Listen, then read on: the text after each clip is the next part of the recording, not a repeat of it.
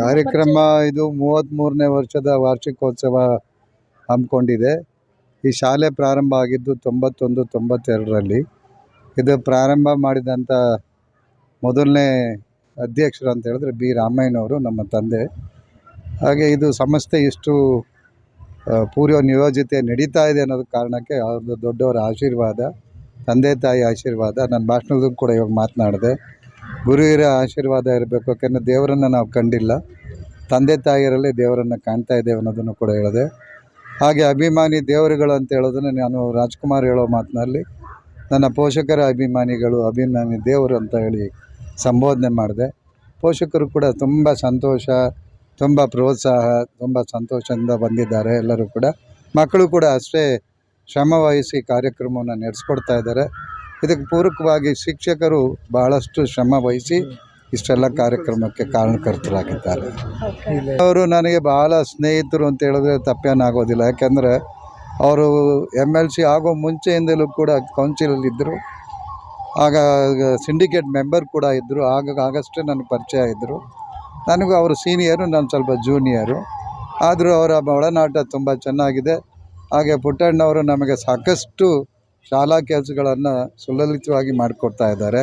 ಯಾವತ್ತೂ ಏನೇ ಕೆಲಸ ಹೇಳಿದ್ರು ಕೂಡ ಇಲ್ಲ ಪ್ರಸನ್ನ ಆಗೋದಿಲ್ಲ ಅಂತ ಹೇಳೋದಿಲ್ಲ, ಬಂದು ಅವರೇ ಖುದ್ದಾಗಿ ನಿಂತು ಎಲ್ಲ ಕೆಲಸಗಳನ್ನು ನೆರವೇರಿಸ್ಕೊಡ್ತಾರೆ.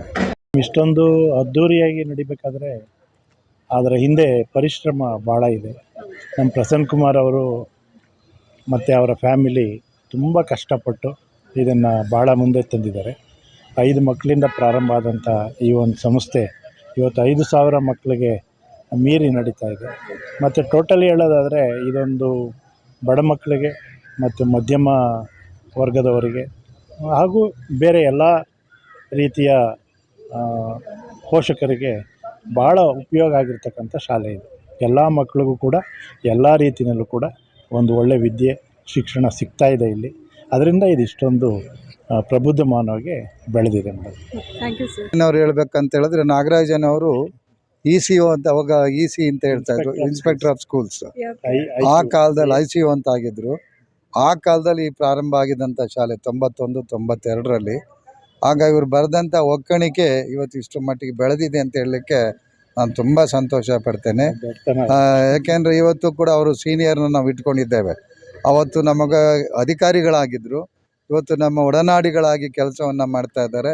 ಹಿರಿಯರಾಗಿ ನಮ್ಮ ತಂದೆ ಸ್ಥಾನದಲ್ಲಿ ನಿಲ್ಲಿಸ್ಕೊಂಡು ಅವರನ್ನು ಎಲ್ಲ ಆಗು ಹೋಗುಗಳಿಗೆ ಅವರನ್ನು ಕೇಳ್ತಾ, ಸಲಹೆ ಕೇಳ್ತಾ ಇವತ್ತು ಕಾರ್ಯಕ್ರಮಗಳನ್ನು ನಿರ್ವಹಿಸ್ತಾ ಇದ್ದೇವೆ.